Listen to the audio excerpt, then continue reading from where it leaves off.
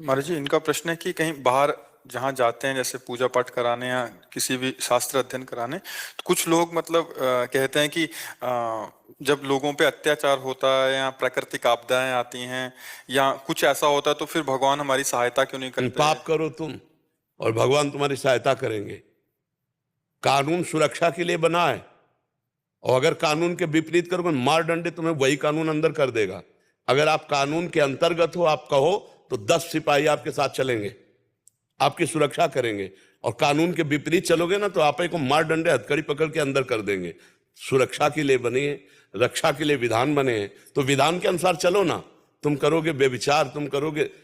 अगर हमारे समाज में ऐसी वासनाएं फैल रही कि बच्चे सुरक्षित नहीं, परिवार सुरक्षित नहीं, धर्म सुरक्षित नहीं, तो फिर अत्याचार जब करोगे ना, तो फिर भगवान की सृष्टि में दंड विधान है, कई तरह के दंड विधान है। सामूहिक भोगना पड़ेगा सबको। सामूहिक आया ना वायरल, वो क्या कोरोना, लाखों मरे ना, रोक ले कोई, लाखों मरे। अब जब हिसाब किताब दंड का हो गया, तब वो बन गई, वो क्या कहते हैं, हाँ वैक्सीन बल गई, वही बलाने वाले, वही दिमाग देने वाले।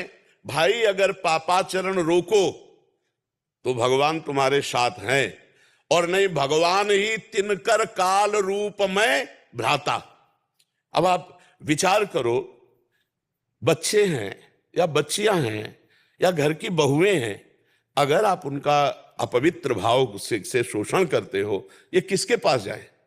कुछ है, ये जो पाप है, जब बालिका वध कर रहे भगवान ना, तो उसने कहा मैं मेरी सुग्रीव प्यारा कारण को नाथ में मारा। तो भगवान ने पहली बात तो कही कि ये सुग्रीव मेरा शरणागत, और शरणागत का मित्र मेरा मित्र, शरणागत का बैरी मेरा बैरी।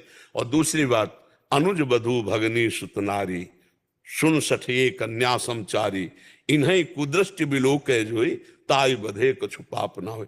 ऐसे ऐसे पापाचरण होते हैं कि घुट घुट करके, अब वो जो हमारे अनुयायी, जो हमारे शासन में है, वो बोल नहीं पाते, और वो ऐसे, तो फिर उसका दंड आता है भगवान की तरफ से।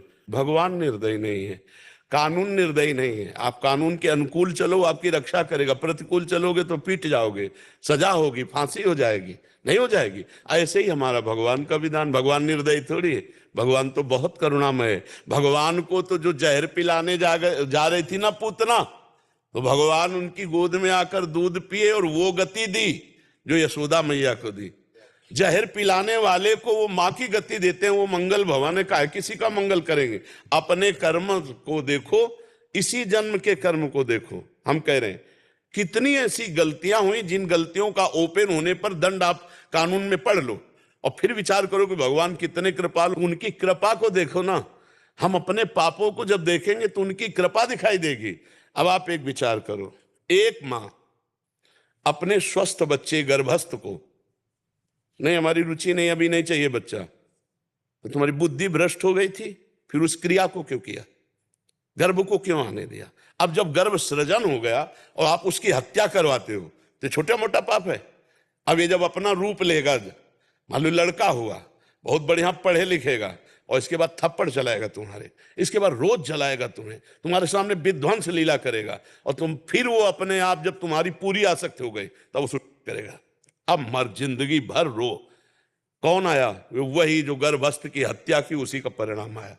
समझते हैं नहीं लोग कि एक ही लड़का था और रो रहे हैं हमारे सामने, भगवान ने मार दिया। और जब तुमने मारा, भ्रूण हत्या की, गर्भ हत्या की, तो तुम्हें शर्म नहीं आ रही थी?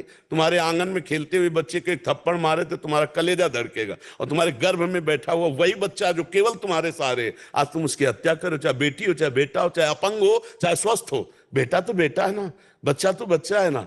हम कितने पाप गिनावे जो समाज में हो रहे हैं, तो फिर उनका दंड भी तो आएगा, कहीं सामूहिक आएगा, कहीं अलग अलग आएगा। समझ रहे हो ना?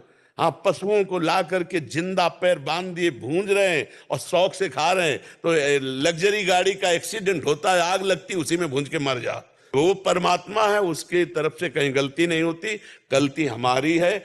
आज के हम दृश्य को देख कर, क्या बड़ा धर्मात्मा आदमी था, लेकिन पूर्व में इसने क्या किया है? भीष्म जी कह रहे हैं 6 महीना बाणों की सैया पे, परंतु भगवान कह रहे 100 जन्म के बाद देखो, यहां तो पूरा रजिस्टर चल रहा है। एक भी न्याय भगवान की तरफ से कभी चूक नहीं होती। वो सर्वज्ञ है, सर्वात्मा है, इसलिए भगवान बड़े दयालु हैं। हमारे कर्मों का फल ही हमको दुख सुख देता है। समझ पा रहे हो आप?